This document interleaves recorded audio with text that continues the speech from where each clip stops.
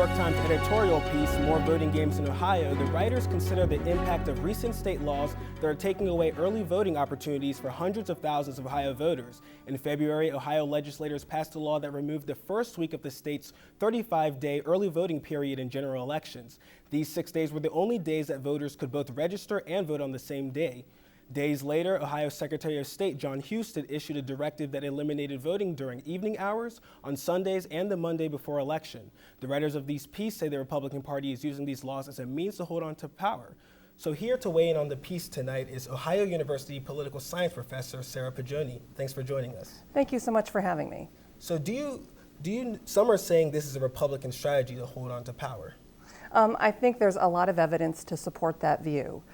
From the party line votes on the original legislation that occurred in both the Ohio House and Senate, and also I think from the challenges that the National Democratic Party and the Ohio Democratic Party issued in federal courts. How is the local area being impacted by some of these legislations?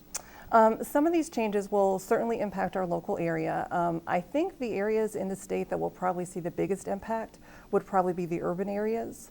Where there is more difficulty in getting to the polls. There are longer wait times at the polls, and so I think it becomes much harder for voters to kind of fit that in their schedule, and the loss of Sunday hours, for example, would be probably much more critical. How does Ohio compare with other states in easy access and registration to voting? In terms of early voting, there are 33 states that currently permit some form of early voting in the state. And the length of that early voting period ranges from 4 days to about 45 days. So the new law puts us at 29 days, which puts us a little bit at the higher end of that. So it's still easier here in Ohio than some other states. But as you noted, the loss of those 6 days where you could both register and early vote is a significant change here in Ohio. Republicans are saying the reasons for their legislation include administrative efficiency and statewide uniformity. What are your thoughts? I think there's some argument that statewide uniformity does make it easier to educate voters about when to vote and how to do the process of early voting. But also I think there's a significant argument to be made that local election districts know better the demands of their district, what their voters are going to need, how many folks they're going to have at the poll. So there's also, I think, a compelling rationale to have different hours in different areas across the state as well. Do you think it's better if local boards of elections set their own hours?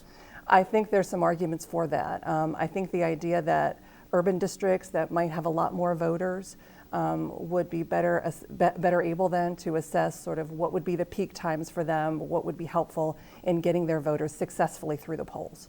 Ms. Poggione, thank you for joining us. Thank you so much for having me.